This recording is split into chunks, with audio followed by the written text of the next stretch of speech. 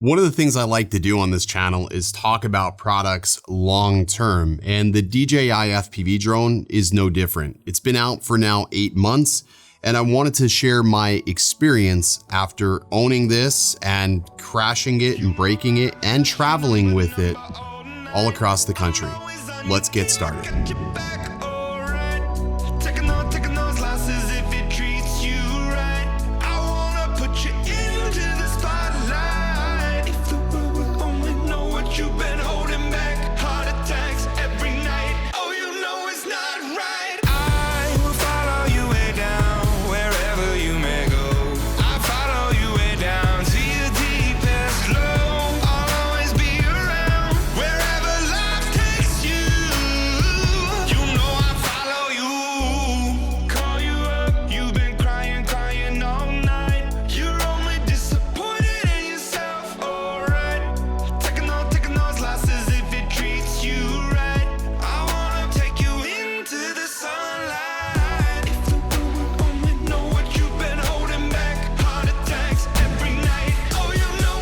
What's good, everybody? Ken here. You're watching Original Dobo, and today we're talking about the DJI FPV drone long term. This drone has now been out for 8 months time, and it's recently gotten a price reduction of about $100 depending on what retailer you go through.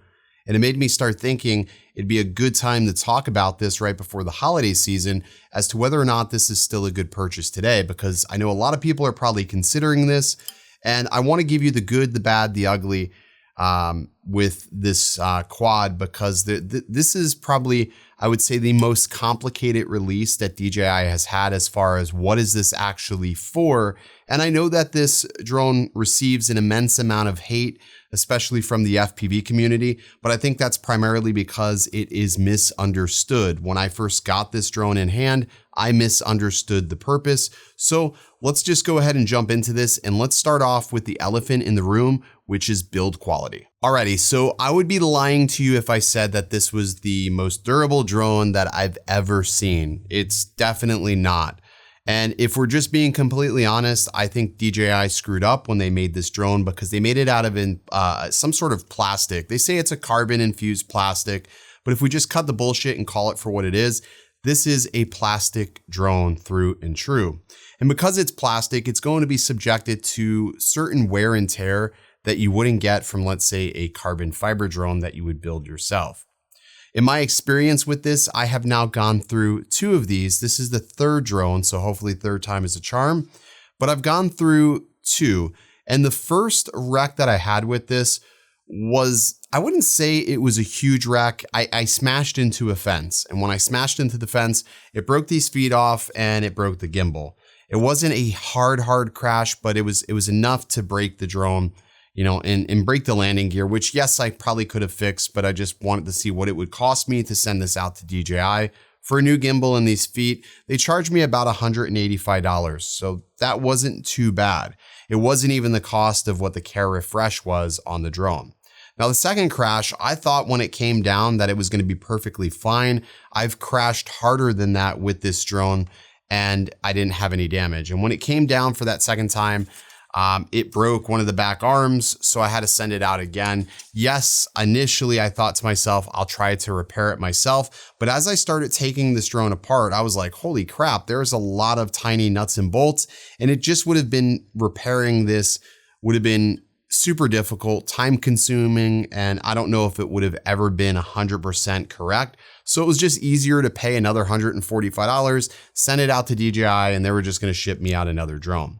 So build quality for me is its biggest Achilles heel. But if you're not somebody who is going to plan on crashing, which I know you can't plan for a crash, but if you're not planning on crashing or beating this to hell, this is probably going to suit you just fine as far as the build quality goes. There's a lot to like on this drone that you're not going to find on other FPV quads, such as there is an integrated heat sink, which is a big deal because this means you can essentially leave this thing idling. And when you're ready to go grab your shot, you can take off and get it, which you can't do with an FPV drone. You got to unplug it because it's going to get hot. It requires that air passing through the flight controller and ESC to keep certain components cool. There's also a fan above the flight controller, which helps keep things a lot cooler. So that is a nice piece as far as the build quality goes. To top it off, there's integrated LEDs all the way around this, which at first I thought the LEDs were sort of gimmicky, but I actually sort of like it. When I'm flying with somebody I need a spotter or somebody visually observing, they can see these at a bit of a distance. Now, obviously, if you remember a couple of weeks ago, I got in trouble. The FAA contacted me about a flight I did with the FPV drone, and it was because I didn't have a dedicated beacon. So if you need to get yourself a beacon, you can actually put them on top of here. We actually made these mounts to where you can put a stick-on beacon and then take it on and off when you don't need it. So that is a nicety. Beyond that, the build quality, it is what it is. I like how the batteries get inserted into the drone. I don't really like that the motors are built on a plastic arm. I think that at the very least, this should have been metal, because I've seen a couple of situations where somebody has tore these motors directly off this piece here.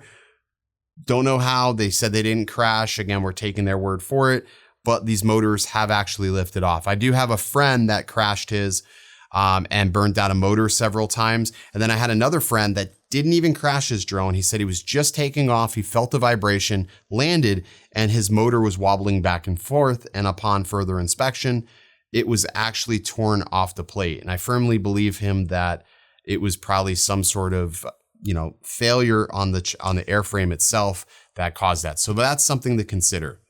But with that being said, let's talk about the battery life on this drone. All right, so over the course of 8 months' time, I've been running the same 3 batteries on this drone. And for the better half of the 8 months, my battery life has been pretty good. Although it has fluctuated, I get about 10 to 11 minutes of battery life out of this drone when I'm in manual mode. And that is if I'm flying cinematic. And I'm using the word cinematic because that's not me doing any sort of crazy freestyle maneuvers, and that's being very docile on the throttle. You can get about 10 to 11 minutes. Now, people complain that they're getting less. I don't know what to tell you. I get about 10 to 11 minutes of battery life on average when I'm not truly ripping on it. Some people get as little as 5 minutes, and I've seen about the average is about 8 to 6 minutes. Again, if you're really controlling things, you can get it down to about 10 minutes on the high end of things, which is about what I'm getting. And I've done numerous tests, and they've all been pretty consistent with one another, and I've had no problems. These batteries do need to be maintained. Just because they are a smart battery doesn't mean they should be treated any different than any other LiPo. This is a 6S battery, which means you want to keep this at a storage voltage about halfway, and it's pretty easy to set these up to discharge through the DJI app. I really only charge these when I'm getting ready to fly. Otherwise, I leave them on their storage voltage. The other thing that I found throughout the duration of time was these antennas are in the feet of the battery. So when you come down and land, or just land in normal mode, you would tend to hit these antennas. I always get asked, well, what is this cover for? Well, this cover was actually sort of inspired by Ken Heron. When Ken Heron had his FPV drone, he crashed it and he ended up breaking one of the antennas. So after seeing him crash and break the antenna, it gave us the idea to build these. These are the DJI FPV battery condoms, as Kelly calls them. And it essentially just keeps this from getting torn up. And it does sort of prolong the life expectancy of those landing feet because you're landing on the cover and not the battery itself. So that's something that we thought of, but I think the battery life is actually pretty excellent. And it also, I like the fact that when charging this, I don't have to freak out that it's going to go up into an eternal ball of flames. That's never even crossed my mind since owning the DJI FPV drone. So that is something to consider. All right, let's talk about the camera quality on this drone. Alrighty, so camera quality is going to be somewhat subjective. Some people love the camera quality of the FPV drone and others dislike it. Me, I sort of fall in the middle. Sometimes I look at the footage and I think to myself, wow, this really looks amazing. And then other times, depending on the situation and lighting, I'm just like, this looks absolutely terrible. My biggest gripe with the FPV drone is that it has a hard time exposing for the shadows. And it always tends to really crush them heavily and just makes it almost to the point where you can't recover any of that data. And it just doesn't look really appealing. And other times I find that it looks really excellent. For the most part, I tend to film in D-Cinelike. That's going to give me the best amount of dynamic range with this quad. Although it does pose a bit of a problem when you are flying, as it tends to wash everything out And when I was in Colorado, I ended up crashing the FPV drone because I couldn't see where I was going, essentially, because I was filming in decent alike and the snow was white and I just became snow blind and it nosedived into the snow. So I would like to see that be something improved in a future version of the FPV drone, is that if you're going to have this as the camera on here, I think you need to have a dedicated FPV camera and then a dedicated recording camera so you can keep the two configurations separate so you can give the best possible quality to the pilot while also getting the best possible recording format. And sometimes that means shooting in a flatter profile. All in all, I mean, it looks good. You don't have to use a GoPro on the FPV drone. I just do it because I find that the GoPro footage is easier for me to color grade. And then when you combine that with Real Steady or Hyper Smooth, you're just getting a better image. Now, that's not knocking really Rocksteady. Rocksteady does a great job when you're flying. And again, I'm using air quotes here, cinematically. I think you can get some really smooth footage out of Rocksteady and it looks really, really passable. But for everything else, I tend to use a GoPro mounted on the top using my DJI helmet. And with the introduction of the Hero 10, that's primarily what I've been using on the top of this drone. It gives me sort of the best of both worlds where I get the stability of a GPS drone, but I get the dynamics of an FPV drone. And you just have to know that when you mount a camera on top of here, you should be flying in manual. That's how you're going to get the best amount of performance, is in the manual mode, not flying in the standard mode. So if you're a beginner, you may want to skip mounting an FPV drone with a GoPro. But if you are somebody who's a little bit more advanced or you're past that beginner stage, yeah, mounting a GoPro is going to give you a new dynamic and give you a whole new range of flexibility as far as the footage goes. And that's why I continue to do that. So I've had no problems. I mean, there's probably 300 or 400 units of my DJI helmet floating around out there, and everybody who's used them has had nothing but high praises about them. Shameless plug. But if you are interested in one, there's a link in the description below for the DJI helmet. This is the blue version. This is my sort of my tribute to 808 State. This is Kona Blue. This is limited edition. We have an unlimited supply of the black versions, but if you're looking for a blue version, these will be gone in the next month before November. But this is the Kona Blue version, and I think it looks pretty damn good. All right, let's go ahead and talk about the performance of the FPV drone. All right, so performance it's a sort of an odd subject because with this drone, and when you think about FPV just in general, you think of tinkering and you think about tuning and making your build your own. And with the FPV drone, you really can't make the build your own to a certain extent. There are ways to circumvent some of the shortcomings with this drone, but for the most part, it is what it is. And I hate that saying, but honestly, that is what it is. You can't tune this, so you have to find ways around that. And one of the ways that I've found to make this better and perform better is by using these Acon prop adapters. Once I switched over to these Acon prop adapters, I was able to mix and match different props and see what works best for my flying style. And what I found is that the Ethix P4 props and the Gemfan S4 props work the best. Something about those two combinations just work really well. Typically, I am flying the Gemfan 4S props, but I'm currently out, so I had to mount a set of P4 props on here, which they work well, but I feel like the response from the S4s are just slightly better than the P4 props, at least on the DJI FPV drone. And it also makes it a little bit more easy for me to color match to whatever helmet or battery cover I have on this drone. So yeah. But the performance of this has gotten better over the period of time. DJI has rolled out incremental update after incremental update for the FPV drone. And with every update, they haven't really outlined any of the improvements or highlighted any of the improvements as anything major, but every single update tends to just remove just a little bit more prop wash from this drone and just enhances the overall feel and response from this. And I have been noticing my motors have been coming down a little bit cooler. And in my most recent flights with this, I have noticed that there just hasn't been any of that shudder, even with the FPV drone flying with the Hero 10, which is incredibly taxing on something of this size where it's not meant to have a camera mounted to the top. It did really, really good even coming out of those heavy, hard dives. So That speaks a lot about what DJI is doing. I'm gonna go ahead and throw up my rates. So if you wanna emulate the rates that I use, this is just what I've found works best for my flying style and where I can get the smoothest flight, but also maintain sort of that dynamic look. Alrighty, let's go ahead and talk about the things that I don't like about this quad. Alrighty, so the things that I don't like about the DJI FPV drone are as follows. The controller. I'm not really a huge fan of the game style controller. While this controller was super familiar to come from, I used to use the Tango 2, but I felt like it was just too small and it was just too cramped. I still feel like, for me as somebody who pinches, I feel like the controller is just a little bit too small for me. Again, that's somebody who pinches saying that this is too small, but you, if you thumb, you may find this to be just fine. The second thing that I don't like about this drone is that the gimbal tends to have some issues periodically.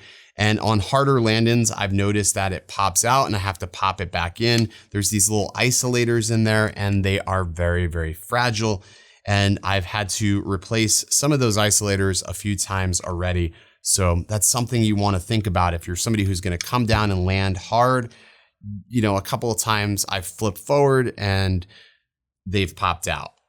The second thing, piggybacking off of that, is because of the way this gimbal is designed, it does make it a little bit harder to use ND filters. One of the biggest problems I have with using ND filters with the FPV drone is it tends to flip the camera down. Like the ND filter is just a little bit too heavy for the motors, or the motors aren't capable of keeping up with the motions that I'm creating, and it tends to flick down when using an ND filter. It's a bit of a bummer, but I get it. It's not really designed for that, and DJI didn't put out an ND filter for this, so that is something to also keep in mind. And then the last thing is the fact that the camera settings, there is no 30 frames per second, which I film things in 30 frames per second. I like that motion blur it creates. There's also no 24 frames per second. So I think those are things that they can improve on. Giving us more choices with frame rates and resolutions, I think would be a lot more accommodating. But as of right now, there just isn't any way to do that. And I think that that is a bit of a bummer. Alrighty, all in all, past 8 months, I think it's important to understand how you use this. And what I've learned is that this is not for freestyle. It's just not. However, what this does give me is the ability to get shots that I would normally have anxiety for with my typical FPV quads, or I wouldn't trust them to make it back to me and bring my GoPro back in one piece. Primarily when flying over water, I find that the FPV drone is probably the most safe option to take, and it always makes it back to me, and it just works really well. I think that this sort of takes away those anxieties that many pilots have with your typical FPV drone. Now, again, this isn't for everybody. And if you're somebody who's building your FPV quads, then don't worry about it. This isn't for you and nobody's making you buy this, so you don't have to. But to hate a product just because it's different or it's a gateway product into a hobby that has typically had this sort of barrier to entry, a very high barrier to entry, is just stupid. Like, the only way this hobby continues to grow is we bring more people on. And I guarantee you, once people start flying, they're gonna get hooked on this, just like I did. If this was my first drone, I probably wouldn't have bought or built so many FPV drones. Maybe I would have, because I have an addictive personality. That's why I stayed away from drugs all my life. I'd probably not be here today. But if they got their hands on this, they may want to get curious about something more. This is a good gateway into the hobby of FPV. And the fact that you do get a set of goggles when you purchase the FPV drone is a great value, since these are so expensive. And the fact that now this entire kit is $100 off, I think that's a pretty good push for somebody to consider buying this in 2021. Even with all the other things that are out on the market right now, there's nothing that's going to give you the look of FPV other than an FPV drone. Some things have come close, but nothing quite does it like flying manual and just being able to dive and chase after things. But that's my review. 8 months later, I think I finally get what this drone is for and who it's for. And yeah, it is for beginners, but it's also for the intermediate pilots that want those redundancies and safeguards in place, and they don't have a lot of time to build things. But there you go. If you enjoyed this video, be sure to hit the like button, subscribe if you already haven't, and I'll catch you in the next video. Stay original.